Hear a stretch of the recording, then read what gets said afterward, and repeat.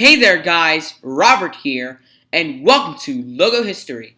For this episode, we're going to have a look at Activision Blizzard and Rockstar Toronto. Let's start with Activision Blizzard. Here's the short bio for those of you who don't know what Activision Blizzard is. It is an American video game industry founded on July 10th, 2008. Their headquarters are in Santa Monica, California. Its key people are Brian Kelly, Chairman, Bobby Kotick, CEO, Cody Johnson, President and COO, and Dennis Durkin, CFO.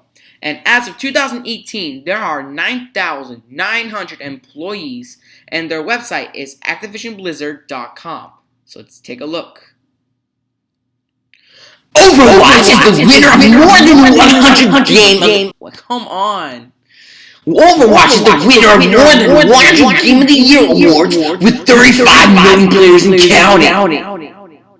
Call of Duty is the number one top-grossing console video game franchise globally for 2017.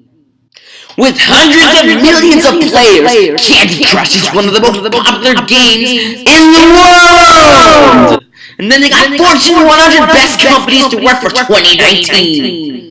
I would look at that list, but we gotta get on with the history because there's gonna be two logos today again. And now without further ado, let's get started.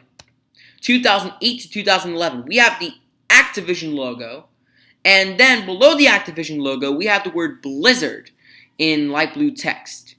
The reason why I say Activision logo for the first part is because I already did Activision like last year, so. And finally, 2011 to the present, same as last time, but now it's more like horizontal. The word Blizzard is now black now, and a line separates the two. And finally, we will move on to Rockstar Toronto. Here's the short bio for those of you who don't know what Rockstar Toronto is. It is a Canadian video game industry founded in about 1988. Their headquarters are in Oakville, Ontario, and its key person is Kevin Howard, studio director. And now without further ado, let's get started. 1999 to 2002, this is just, it's like, this is just the Rockstar logo, the Americanized one. And finally, 2002 to the present, same as the last logo, but now the rounded square is now red. And this is an alternative version. Alright, that's it for now, guys. Thank you so much for watching this episode of Logo History, and I'll see you tomorrow for a brand new episode.